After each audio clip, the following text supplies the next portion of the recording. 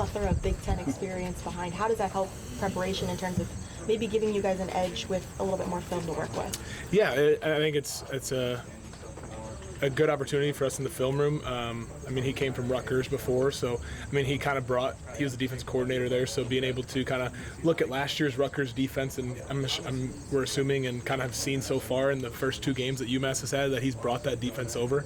So it kind of gives us a good opportunity to see a bunch more film from even the last year Rutgers team instead of trying to look at past what UMass has done. So we got those 2 games, and we got a whole lot more to watch from last year as well. Have you already started picking up tendencies from how they ran the defense at all?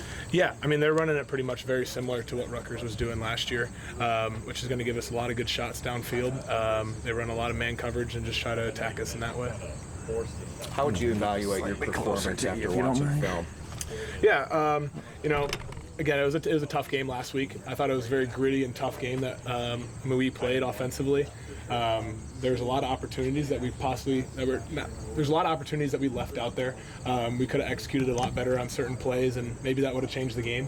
But we headed to the film room, we learned from it, and we're going to continue to progress this year. It's a long season, and we're going to continue to improve every single week. You carried 16 times. Did you expect that? Did that surprise you that it turned into that? Yeah, no, I wasn't really 100% expecting that, but sometimes that's what games turn into.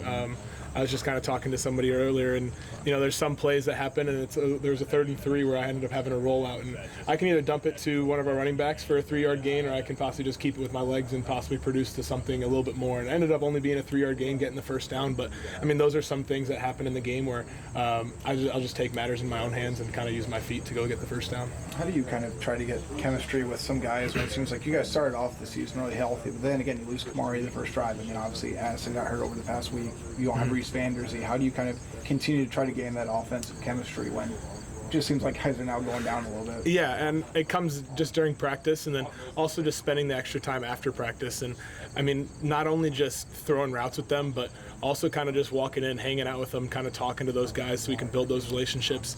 I always think we have great opportunities after practice when we're eating lunch or breakfast, and we can really kind of sit down, have meals together, and really kind of invest in each other, build those relationships, and I think that's going to end up proving on the field these next couple weeks. When you guys are running RPOs, like what are some of the keys you're looking for and kind of processing as you make those reads? Yeah, I mean, there's always a couple things that we're always looking at, depending on if it's a 2-sided RPO or if it's just a 1-sided of the field. Against Iowa State, I mean, we were looking at kind of multiple people and seeing if they're coming down into the run game. And at one point, they were really coming hard, and we were able to throw over them. And then at one point, they started backing up, and we were able to get five yards of carry. But again, this week we're going to continue to be running RPOs all season. So just continuing to be aggressive with those, and then it'll end up opening the run game. And at some point, the run game will close again, and then we'll end up opening the pass game. So there are always great opportunities to kind of keep the defense guessing throughout the games. It seemed like you guys really kind of threw off Iowa State when you ran that slow mesh, and probably surprised a lot of us too that you guys ran the slow mesh. What's your comfortability in running the slow mesh? Is that something that you'd maybe like to continue to develop here over the next few weeks? Yeah, I think it's a great opportunity and just kind of a good switch up, because I mean, a lot of teams don't ever see that and don't really know how to react to it. I mean, you can kind of see they got lucky in in those 2 situations. They ended up running a post safety defense, and we weren't able to hit the big post over top. But again, we ended up getting two pretty good rush gains off of it.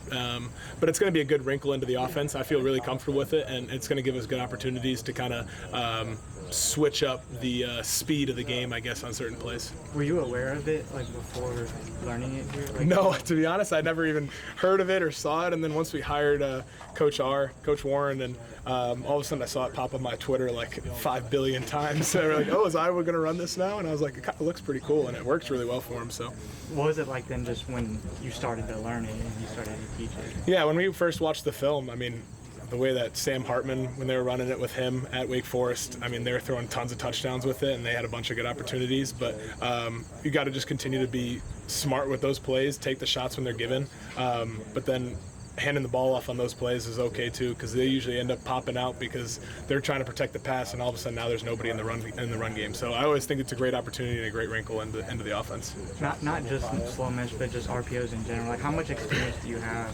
Do you run that much at South Dakota State? Yeah, we ran a ton of RPOs and very similar RPOs to what we've been running here, which has been really awesome and helps me be comfortable in the offense. Yeah, I've ran them a lot throughout my career. What's the benefit of running those? I mean, really, it kind of just helps our offense allows me to put our offense in the best situation possible. Whether that they ended up putting only 5 guys in the box, or if we have 7 guys to block 6, we should have some great run game. But if they end up bringing those safeties down and trying to be aggressive and stopping our run game, it gives me the option to tell our running back I'm not giving it to him and be able to throw the ball downfield. So it really kind of allows me to put us into the perfect situation possible. You said you need to start in end games a little bit better. What are some keys to do that?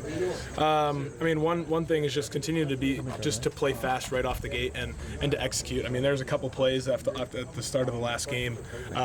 We didn't execute to 100% to what we were expecting. So just being able to kind of either not talk to the guys about it, but have guys be better prepared, or ready to go in those moments when we start off a game can really help us. And then even at the end of the game, just continuing to execute and not get, I guess, I don't know what the word is, maybe not tired, but just continue to execute and do what we need to do in tough situations, and that's going to help us down the road. How do you feel physically? You took a good amount of hits. Like, how are you feeling? Yeah, I feel great, to be honest. My entire body feels awesome. My legs feel great. Shoulders feel awesome too. So there's no complaints there. Knowing, you had a PI play here, a drop pass there, you guys feel like you're pretty close, to becoming what you want to be? Yeah, and there's a lot of little opportunities that we missed on.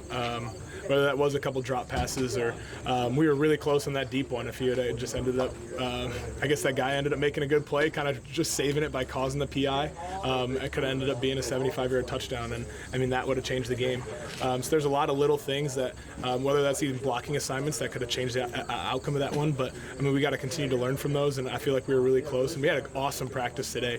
Ran a lot of great routes, running just right to our depths, catching all the balls that we were throwing, and I think we're going to continue to progress. And you're going to see that this Saturday and throughout the rest of the year.